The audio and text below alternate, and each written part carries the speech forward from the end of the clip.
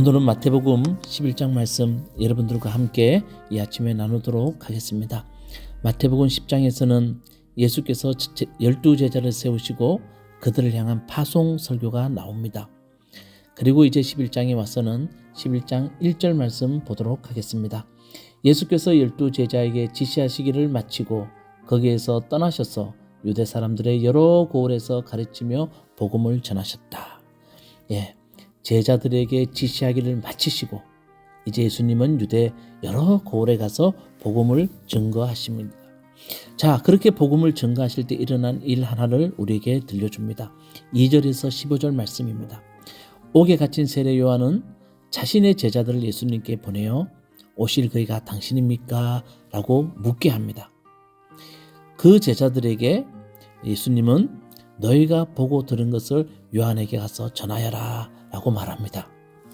여러분, 이 대목은 상당히 중요합니다. 마태복음의 저자인 마태는 세례 요한의 그 질문을 통하여서 예수님이 누구신가를 드러냅니다. 세례 요한이 제자들을 통하여서 오실 그이가 당신입니까? 라는 이 질문을 통하여서 예수님이 누구신지를 드러내고 있다는 겁니다. 예수님은 요한의 제자들에게 이렇게 말씀하시죠.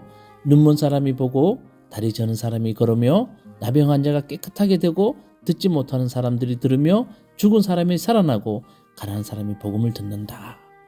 이렇게 말씀하십니다. 여러분, 이 말씀은 이사야서 35장 5절에서 6절 말씀, 61장 1절 말씀을 예수님이 인용하신 겁니다.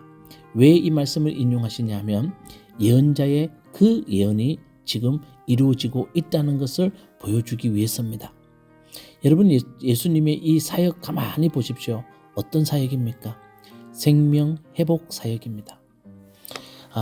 이 생명 회복 사역을 통해서 예수님 보여주고 싶었던 것은 메시아의 사역의 핵심이 뭐냐?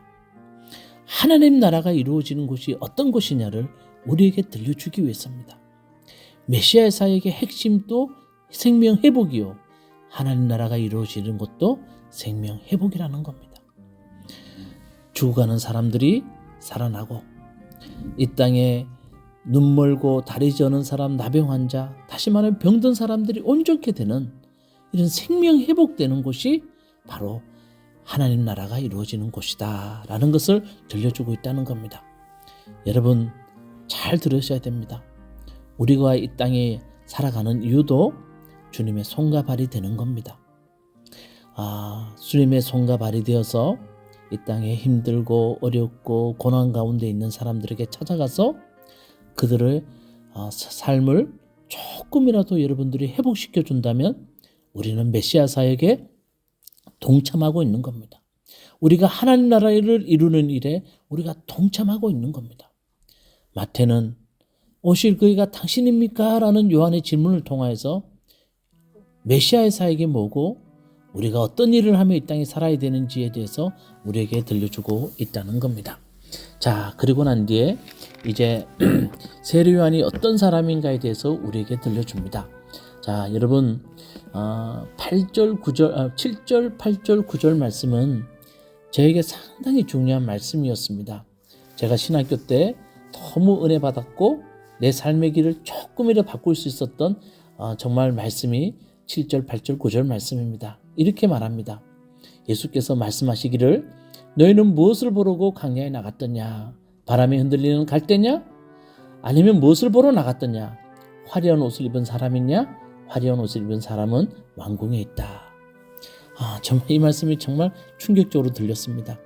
제가 중학교 때부터 고등학교 때 목회하려고 했던 가장이 아니고 내 속 깊은 곳에 한 가지는 뭐냐 하면 목사님들은 조금은 화려하고 많은 사람들이 따르고 그런 모습 보면서 그래, 목사 해야지 라는 생각이 제 속에 한쪽 구석에 있었습니다.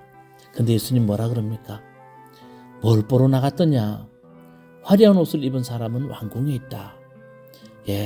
그런 화려한 걸 바란다면 이 길이 아니다. 왕궁으로 가라는 겁니다. 이 말이 대단히 저에게는 충격적으로 들렸습니다. 그래서 광야로는 왜 나갔더냐? 예언자를 보러 나갔더냐? 잘하였다. 이 말씀이 정말 저는 저에게 큰 은혜가 되었던 말씀입니다. 그러면서 예수님은 세례 요한에 대해서 두 가지 칭찬을 합니다. 9절 말씀에 그는 예언자보다 더 훌륭한 사람이다 라고 말씀하시고, 왜 더 훌륭한 사람입니까? 주님의 길을 예비하였기 때문입니다. 그리고 11절 말씀에 보면 여자가 낳은 사람 가운데 세례 요한보다 더 큰 인물은 없다 라고 말합니다. 왜 그럴까요? 예언자들보다 더 강하게 사람들에게 회개를 선포하였기 때문입니다. 그리고 하나님 나라를 준비하는 사람이었기 때문입니다. 근데 여러분, 같은 구절에 재밌는 말씀이 있죠. 이렇게 되어 있습니다. 그러나 하늘나라에서는 가장 작은 자라도 그보다 크다. 주님 이렇게 말씀하십니다. 하늘나라에서는 가장 작은 자라도 세례요한보다 크다고 말합니다. 여러분, 이게 무슨 말입니까? 사람 살리는 일에 동참하는 사람이라면 누구나 하느님 나라에서 큰 자가 될 수 있다는 것을 말씀하고 계십니다. 주님이 우리를 하나님의 소명으로 부르는 말씀입니다. 우리를 소명자로 주님이 부르는 말씀입니다. 사람 살리는 일에 동참한 사람이라면 누구나 하나님 나라에서 큰 자가 될 수 있다는 말을 세례 요한을 통해서 우리에게 말씀하고 있습니다.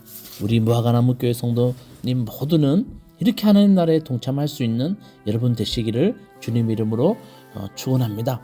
자, 이 세대를 향한 비유를 주님이 16절에서 19절 말씀에 말씀하십니다. 우리에게 아주 익숙한 말씀입니다.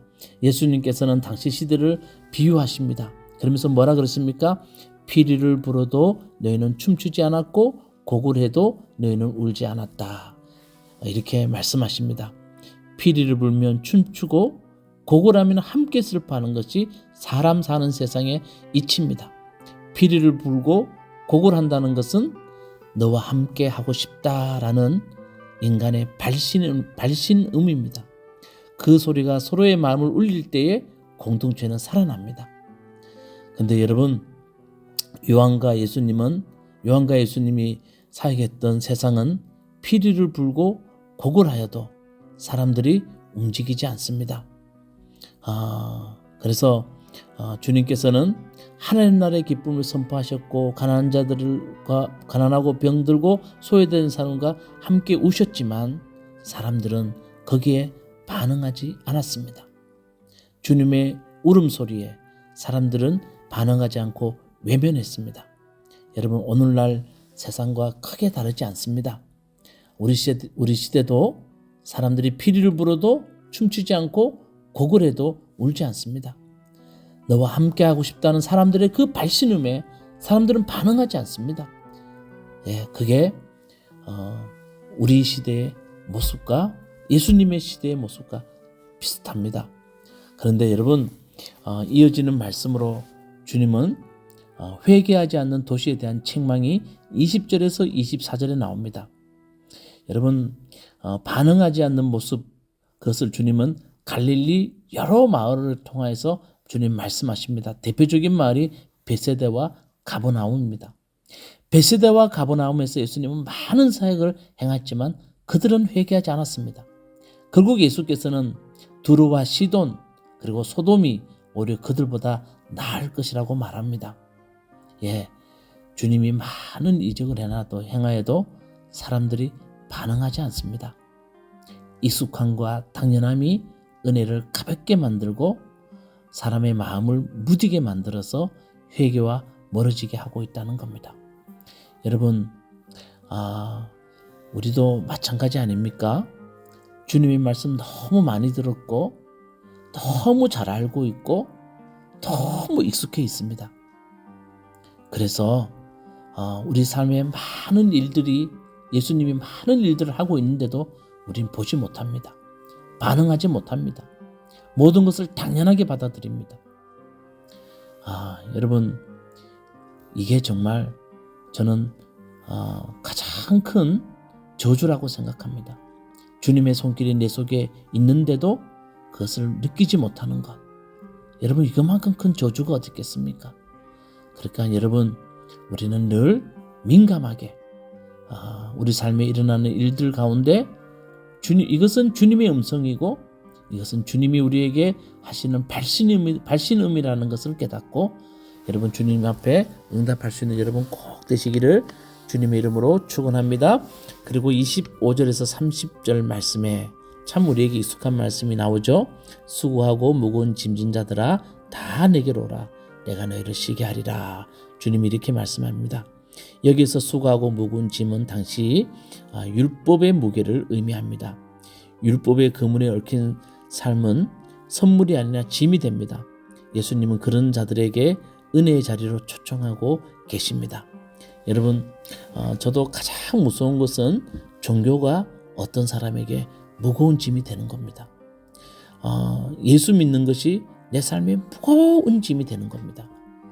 여러분, 이것만큼 또 얼마나 잘못된 것이 어디 있겠습니까?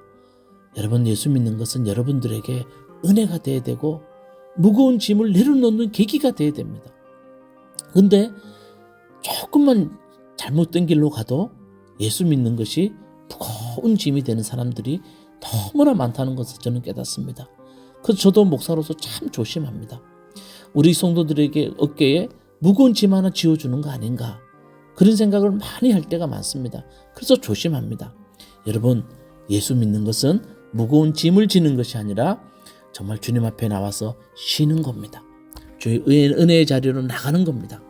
그래서 주님은 초청의 말씀으로 우리에게 이렇게 말합니다. 내 멍에를 메고 내게 배우라. 주님이 29절 말씀에 말씀하십니다. 그리고 내 멍에는 편하고 내 짐은 가볍다.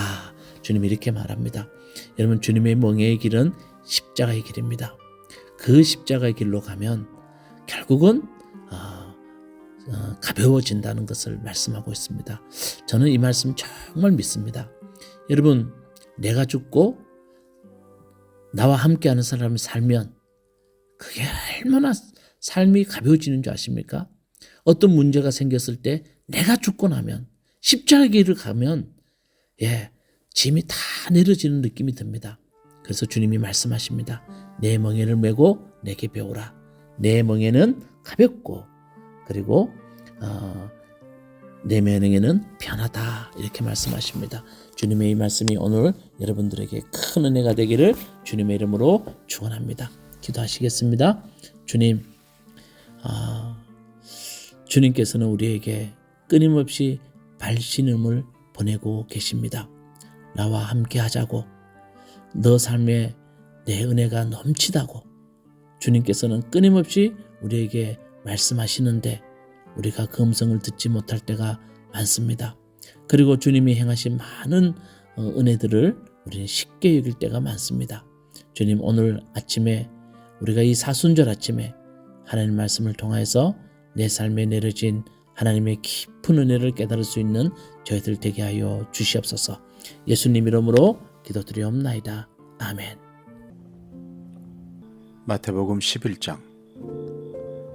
예수께서 12제자에게 지시하기를 마치고 거기에서 떠나셔서 유대 사람들의 여러 고을에서 가르치며 복음을 전하셨다. 그런데 요한은 그리스도께서 하신 일들을 감옥에서 전해 듣고 자기의 제자들을 예수께 보내어 물어보게 하였다. 오실 그분이 당신이십니까? 그렇지 않으면 우리가 다른 분을 기다려야 합니까? 예수께서 그들에게 대답하셨다. 가서 너희가 듣고 본 것을 요한에게 알려라. 눈먼 사람이 보고 다리 저는 사람이 걸으며 나병 환자가 깨끗하게 되며 듣지 못하는 이들이 들으며 죽은 사람이 살아나며 가난한 사람이 복음을 듣는다. 나에게 걸려 넘어지지 않는 사람은 복이 있다. 이들이 떠나갈 때에 예수께서 무리에게 요한을 두고 말씀하셨다. 너희는 무엇을 보러 광야에 나갔더냐? 바람에 흔들리는 갈대냐? 아니면 무엇을 보러 나갔더냐? 화려한 옷을 입은 사람이냐? 화려한 옷을 입은 사람은 왕궁에 있다. 아니면 무엇을 보러 나갔더냐? 예언자를 보려고 나갔더냐? 그렇다. 내가 너희에게 말한다. 그렇다. 그는 예언자보다 더 훌륭한 사람이다. 이 사람을 두고 성경에 기록하기를 보아라, 내가 내 심부름꾼을 너보다 앞서 보낸다. 그가 네 앞에서 네 길을 닦을 것이다 하였다. 내가 진정으로 너희에게 말한다. 여자가 낳은 사람 가운데서 세례자 요한보다 더 큰 인물은 없었다. 그런데 하늘나라에서는 아무리 작은이라도 요한보다 더 크다. 세례자 요한 때로부터 지금까지 하늘나라는 힘을 떨치고 있다. 그리고 힘을 쓰는 사람들이 그것을 차지한다. 모든 예언자와 율법서는 요한에 이르기까지 하늘나라가 올 것을 예언하였다. 너희가 그 예언을 기꺼이 받아들이려고 하면 요한, 바로 그 사람이 오기로 되어 있는 엘리야이다. 들을 귀가 있는 사람은 들어라. 이 세대를 무엇에 비길까? 마치 아이들이 장터에 앉아서 다른 아이들에게 이렇게 말하는 것과 같다. 우리가 너희에게 피리를 불어도 너희는 춤을 추지 않았고 우리가 곡을 해도 너희는 울지 않았다. 요한이 와서 먹지도 않고 마시지도 않았다. 그러니까 사람들이 말하기를 그는 귀신이 들렸다 하고, 인자는 와서 먹기도 하고 마시기도 하니 그들이 말하기를 보아라, 저 사람은 마구 먹어대는 자요 포도주를 마시는 자요 세리와 죄인의 친구다 한다. 그러나 지혜는 그 한 일로 옳다는 것이 입증되었다. 그때 예수께서는 자기가 기적을 많이 행한 마을들이 회개하지 않으므로 꾸짖기 시작하셨다. 고라시나, 너에게 화가 있다. 베세다야, 너에게 화가 있다. 너희 마을들에서 행한 기적들을 두로와 시돈에서 행했더라면 그들은 벌써 굵은 베옷을 입고 죄를 쓰고서 회개하였을 것이다. 나는 너희에게 말한다.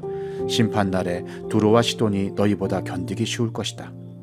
화가 있다, 너 가버나움아. 네가 하늘에까지 치솟을 셈이냐? 지옥에까지 떨어질 것이다.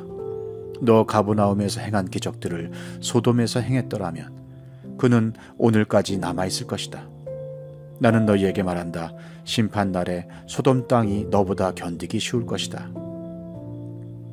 그때 예수께서 이렇게 말씀하셨다. 하늘과 땅의 주님이신 아버지, 이 일을 지혜 있고 똑똑한 사람들에게는 감추시고 어린아이들에게는 드러내어 주셨으니 감사합니다. 그렇습니다, 아버지. 이것이 아버지의 은혜로운 뜻입니다. 내 아버지께서 모든 것을 내게 맡겨주셨습니다. 아버지 밖에는 아들을 아는 이가 없으며 아들과 또 아들이 계시하여 주려고 하는 사람 밖에는 아버지를 아는 이가 없습니다. 수고하며 무거운 짐을 진 사람은 모두 내게로 오너라. 내가 너희를 쉬게 하겠다. 나는 마음이 온유하고 겸손하니 내 멍에를 메고 나한테 배워라. 그리하면 너희는 마음의 쉼을 얻을 것이다. 내 멍에는 편하고 내 짐은 가볍다.